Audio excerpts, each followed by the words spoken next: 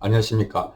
오늘은 불교와 양자역학 두 번째 시간인데, 불교와 양자역학이 공통점이 있죠. 강력한. 그러니까 독립적인 실체는 없고 어쩌면 관계가 본질이다라고 하는 공통점이 있지만, 또 불교와 양자역학은 종교와 과학이기도 하고 또 그 각각의 이 고유한 도그마가 달라서 긴장과 갈등이 있는 부분이 있습니다. 오늘은 불교와 양자역학의 갈등의 국면이 있는데, 그것을 인과율이라고 하는 것을 가지고 얘기해 보도록 하겠습니다. 이제 불교라고 하는 것은 뭐 여러 가지로 이야기할 수 있지만, 불교적 세계관이라고 하는 것은 삼세 인과 육도 윤회, 이렇게 8글자로 정리할 수 있겠죠. 그러니까 과거, 현재, 미래가 인과율에 의해서 묶여 있고, 그래서 그 사람은 그것에 따라서 결과로서 육도에, 뭐 뭐죠, 지옥, 아기, 아수라, 뭐 인간, 천상, 뭐 이런 식으로 이 육도에 윤회한다 하는 게 이제 근본 교리라고 할 수 있습니다. 그런데 거기서 이제 그 인과응보라든지 자업자득이라든지, 또는 모든 사람은 자기 업의 상속자다, 뭐 이런 이제 표현이 있는 것이고, 어, 그래서 이제 불교 입장에서는 오늘 내가 어떻게 하는가에 따라서 내일의 내가 달라진다, 뭐 이런 격려도 할 수 있고, 여러 가지 이제 이점이 있는 아주 근본적인 교리라고 할 수 있습니다. 그런데 이제 양자역학 입장에서 보면 이 부분에 대한 얘기가 조금 애매해지는 부분이 있습니다. 양자역학에서 이제 비국소성의 원리라고 하는 게 있지 않습니까? 그 비국소성의 원리는 예를 들면 이런 거죠. 그 고전 물리학이라고 하는 것은 이 물체가 충분히 떨어져 있어서 그 물체와 물체 사이에 어떠한 물리적 그 힘, 뭐 중력이라든지 등등 거의 무시할 정도로, 혹은 거의 불가능할 정도로 작용하지 않는다면, 또는 빛의 속도보다 훨씬 더 먼 곳에 있어서 서로 전혀 정보를 주고받을 수 없다면 이 두 개는 독립적이다, 이렇게 이야기를 하는 거거든요. 그런데 양자역학에서는 그런 고전 물리학적인 가정들을 다 깨버리는 겁니다. 그래서 서로 관계가 있는 입자들은 거리가 아무리 멀어도 동시적으로 상호작용을 하더라, 이렇게 이야기를 하는 것이죠. 근데 동시적이라고 하는 말이 결정적인데, 동시적이라는 얘기는 뭐냐면은 전후 관계가 아니라는 거잖아요.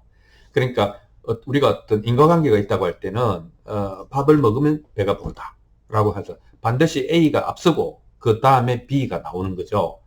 A와 B가 앞서는지 뒤서는지 그 관계를 모를 때 우리는 상관관계라고 하죠. 근데 인과관계는 반드시 A가 있고 그 다음에 그에 따른 결과가 B가 나타나는 전후 시간의 차이가 존재한단 말이죠. 그런데 고전 물리학의 이런 시공간의 원칙을 다 깨버리고, 속도의 원칙 이런 다 깨버리고, 양자역학에서는 서로 관계가 있는 입자들은 아무리 멀리 있어도, 아무리 분리되어 있어도 동시에 상호작용을 하더라 라고 이제 실험 결과가 나오는 겁니다.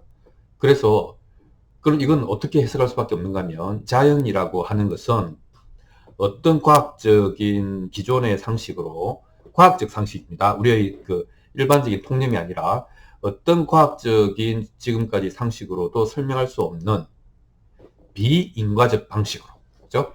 비인과적 방식으로 통합되어 있는 것 같다.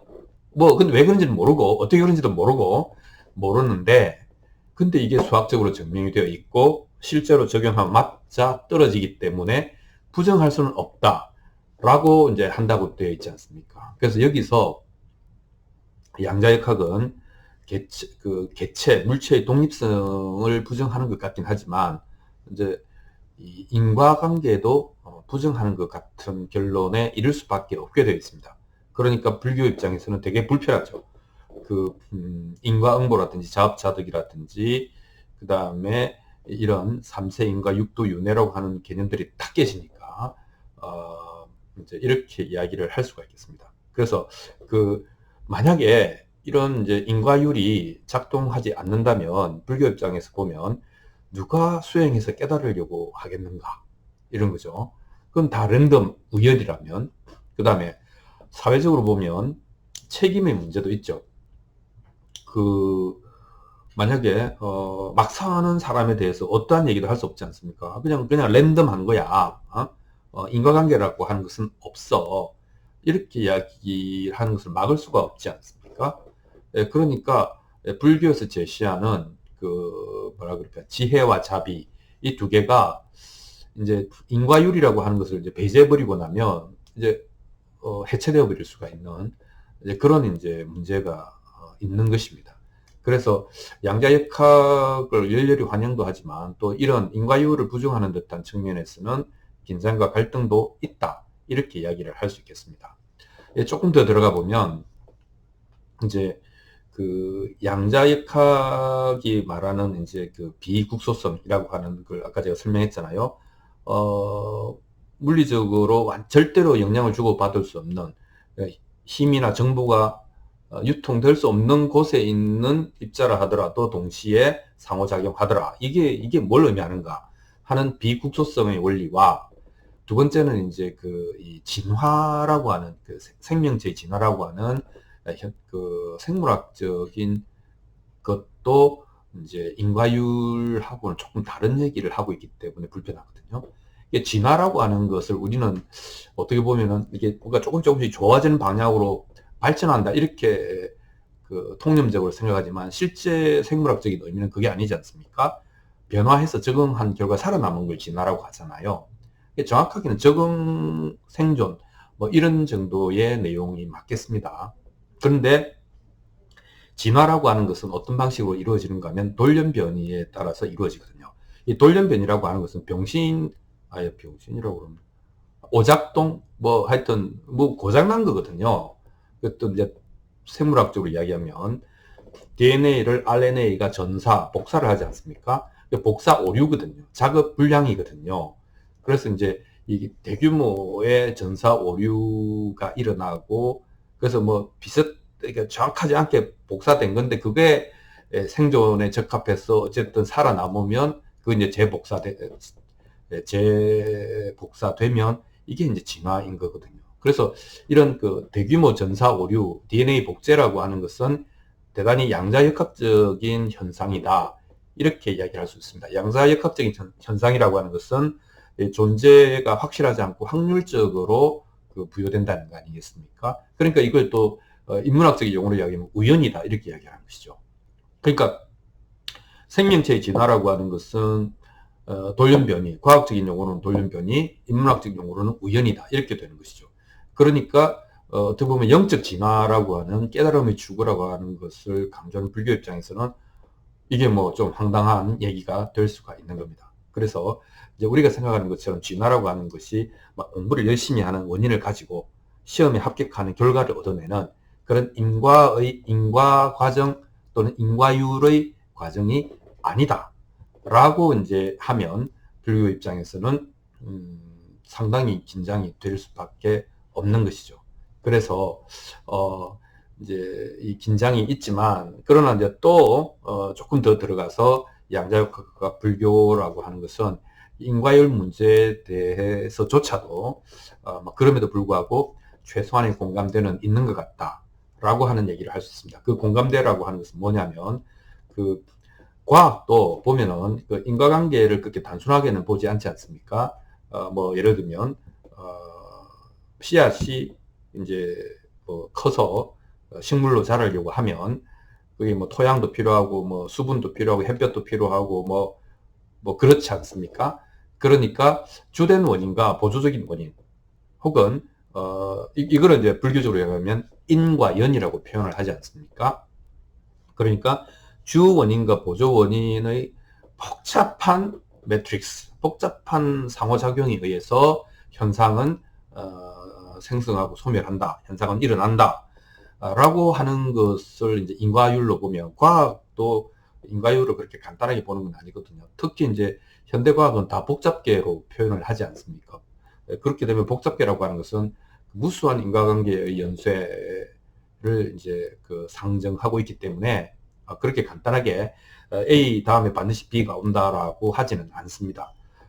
그런데 이것을 불교에서는 대단히 이제 그 편하게 수용하는 얘기가 될 수 있습니다.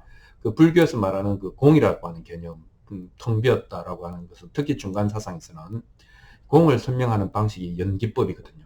연기하기 때문에 공하다 이렇게 표현하는 것이거든요. 그럼 연기라고 하는 것은 뭡니까? 너무나 많은 의존 관계, 과학적인 용어로 말하자면 보조 원인이죠.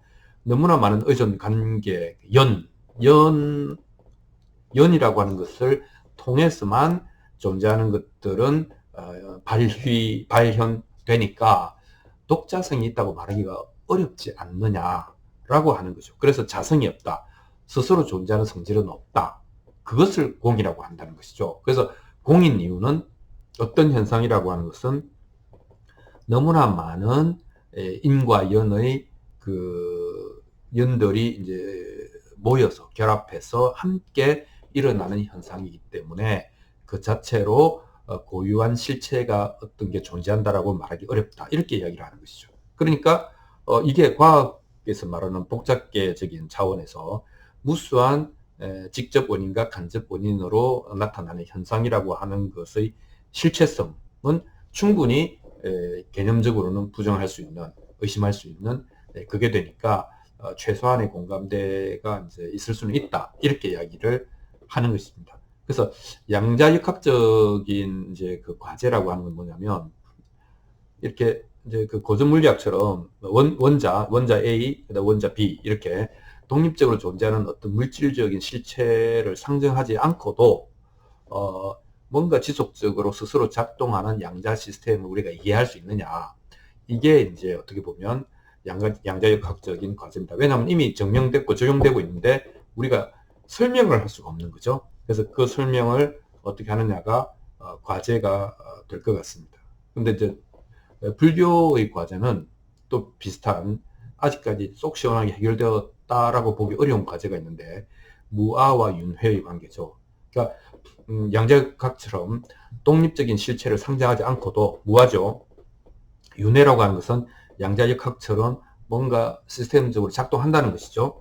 이 윤회라고 하는 것은 작동하는데 그 윤회의 주체는 없다라고 하는 모순처럼 보이는 이것을 어떻게 설명해내느냐. 이게 양자역학의 과제와 똑같습니다. 구조적으로. 그래서 이제 주체가 윤회하는 것이 아니고 주체는 없으니까 독립적인 실체는 없는 거니까 그러나 업은 윤회한다. 이렇게 이제 얘기를 하지 않습니까? 그래서 업의 윤회를 불교에서는 얘기하기도 합니다. 그러니까 인과응보의 그 주체, 상과 벌을 받는 주체는 없어도 윤회라고 하는 현상은 일어난다라고 하는 것이죠.